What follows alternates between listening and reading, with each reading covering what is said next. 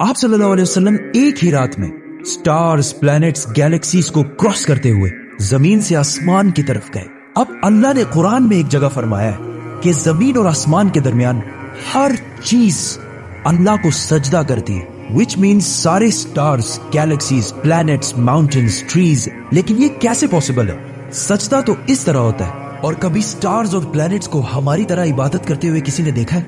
लेकिन अल्लाह ने कुरान में बार बार कहा है कि ये सारी चीजें अल्लाह की इबादत करती हैं। तो यूनिवर्स के इन सारी चीजों में कोई ना कोई बात कॉमन, एक जैसी जरूर होगी। आज से बहुत साल पहले पूरी दुनिया का ये ख्याल था कि जमीन, अर्थ ही दुनिया का सेंटर है।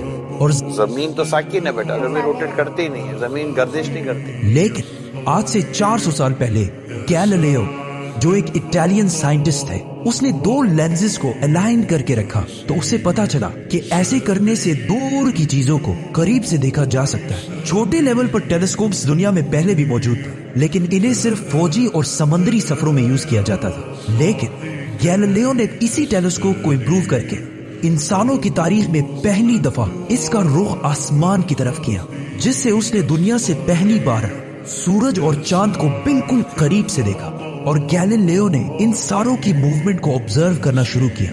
1300 दुनियाओं को अगर मिला लिया जाए, इससे एक जुपिटर बनता है। गैलीलियो ने देखा कि ये भी बाकी प्लैनेट्स की तरह गोल है, लेकिन जुपिटर के ऊपर जो लाइट है वो महीने के डिफरेंट दिनों में बिल्कुल बदल रही है। और उसने देखा कि वीनस और सैटर्न का भी यही हाल है। अब ये सब कुछ तभी पॉसिबल था कि अगर ये सारी चीजें सूरज के गिर्द घूम रही हो, दुनिया के नहीं। गैलीलियो ने ये बातें पूरी दुनिया को बताई कि यूनिवर्स का सेंटर दुनिया नहीं बल्कि सूरज है। लेकिन इस बात को सुनकर यूरोप के सारे चर्चेस उसके दुश्मन बन गए, क्योंकि उस जमाने के पोप का ये ख्याल था कि जमीन ही यूनिवर्स का सेंटर है। और सिर्फ पोप का नहीं, पूरी दुनिया का ये ख्याल, जमीन तो साकिन है। जिसकी वजह से गैलीलियो को चर्च से ये सजा मिली कि वो हमेशा के लिए घर में बंद कर दिया जाएगा। लेकिन गैलीलियो ने अपना काम जारी रखा और उसकी इन रिसर्चेस को बाद में पूरी दुनिया ने माना। इवन पोप ने भी गैलीलियो के मरने के 350 साल बाद पूरी दुनिया के सामने उससे माफी मांगी और कहा कि हम गलत थे और आप सही थे। आहिस्ता आहिस्ता हमें पता चला कि जमीन यूनिवर्स का सेंटर नहीं है, बल्कि ये सूरज के गिर्द घूमती है। और सूरज भी कोई इतनी बड़ी चीज नहीं है, बल्कि सूरज तो इसके जैसे अरबों खरबों स्टार्स की तरह मिल्की वे गैलेक्सी का एक छोटा सा हिस्सा है। और ये मिल्की वे गैलेक्सी अरबों स्टार्स से बनी हुई है, और ये सारे बिलियंस ऑफ स्टार्स एक ही सर्कल में घूम रहे हैं। हम तो सूरज के गिर्द घूम रहे हैं, तो सूरज जैसे अरबों खरबों स्टार्स मिलकर किसके गिर्द घूम रहे हैं? Super massive black hole. Have a supermassive black hole at their center. इस ब्लैक होल ने, जो हमारे सूरज से 40 लाख टाइम्स बड़ा है, ने पूरी गैलेक्सी को एक गोल सर्कल में रखा हुआ है। जिस तरह हमारे सूरज ने जमीन, जुपिटर, मार्स, इन सारे प्लैनेट्स को एक सर्कल में रखा हुआ है। लेकिन ये गैलेक्सी भी कोई इतनी बड़ी चीज नहीं है, बल्कि ये लाखों और गैलेक्सीज को मिलाकर एक छोटे से क्लस्टर का एक छोटा सा हिस्सा है। ये लाखों गैलेक्सीज मिलकर एक क्लस्टर बनाते हैं, और ये क्लस्टर भी कोई इतनी बड़ी चीज नहीं है, बल्कि इस जैसे लाखों क्लस्टर्स मिलाकर एक सुपर क्लस्टर बनता है। और ऐसे हजारों सुपर क्लस्टर्स और भी मौजूद है। अब आपने ये नोट किया कि इन सारे स्टार्स, गैलेक्सीज, प्लैनेट्स में एक चीज कॉमन है कि इस पूरे यूनिवर्स में हर चीज किसी न किसी दूसरे ऑब्जेक्ट के गिर्द घूम रही है। और जब रसूलुल्लाह सल्लल्लाहु अलैहि वसल्लम भी आसमानों की तरफ गए तो उन्होंने बैतुल मामूर में फरिश्तों को नमाज पढ़ते हुए नहीं देखा, वो भी किसी चीज के गिर्द घूम रहे थे। लेकिन घूमने का इबादत से क्या ताल्लुक है? अल्लाह ने तो कहा है कि ये सारी चीजें इबादत करती हैं। आपको पता है अल्लाह ने ये बात किस सूरत में कही है? सूरह हज में।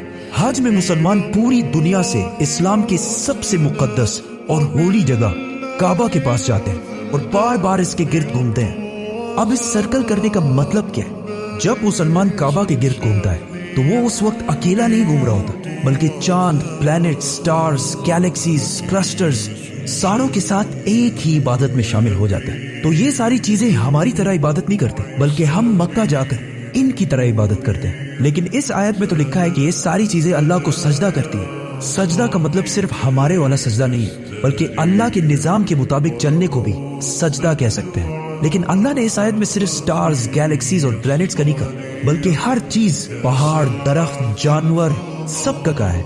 ये तो सर्कल्स में नहीं घूमते। आज से हजारों साल पहले एंशियंट ग्रीस में ये कॉन्सेप्ट बना कि कायनात की हर चीज एक बहुत ही छोटे पार्टिकल एटम से बनी हुई है, जिसको फिर 2000 साल तक पूरी दुनिया भूल गई। लेकिन आज से 200 साल पहले इस कॉन्सेप्ट पर रिसर्च दोबारा शुरू हुई और साइंसदानों की रिसर्च से पता चला कि एटम सबसे छोटा पार्टिकल नहीं है, बल्कि इसके अंदर और भी पार्टिकल्स हैं, जैसे प्रोटॉन्स, न्यूट्रॉन्स, इलेक्ट्रॉन्स। प्रोटॉन्स और न्यूट्रॉन्स हमेशा एटम के सेंटर में होते हैं और इलेक्ट्रॉन्स हमेशा इनके गिर्द घूम रहे होते हैं, ऑलमोस्ट बिल्कुल उसी तरह जिस तरह प्लैनेट सूरज के गिर्द घूमते हैं और स्टार्स ब्लैक होल के गिर्द घूमते हैं। जिसका मतलब है कि कायनात की हर चीज चाहते या ना चाहते हुए किसी ना किसी चीज का तवाफ कर रही है। और जब कोई मुसलमान काबा का तवाफ करने जाता है तो वो कायनात की हर छोटी से छोटी चीज, जैसे एटम के अंदर इलेक्ट्रॉन से लेकर कायनात के सबसे बड़े ऑब्जेक्ट्स, प्लैनेट्स, स्टार्स, गैलेक्सीज और इवन बैतुल मामूर में फरिश्तों के साथ एक ही इबादत में शामिल हो जाते हैं। हो सकता है इसीलिए इस्लाम में तवाफ करना सबसे बड़ी इबादत है। तो जब सूरह हज में अल्लाह ने फरमाया कि ये सारी चीजें मेरी इबादत करती हैं, तो ये हमारी तरह इबादत नहीं करती, बल्कि हम मक्का में काबा का तवाफ करके इनकी तरह अल्लाह की इबादत करते हैं। लेकिन इन सारी चीजों का तवाफ करने का एक फिक्स टाइम है और जैसे ही ये टाइम पूरा होगा तब हर शख्स मालूम कर लेगा कि वो क्या लेकर आया है।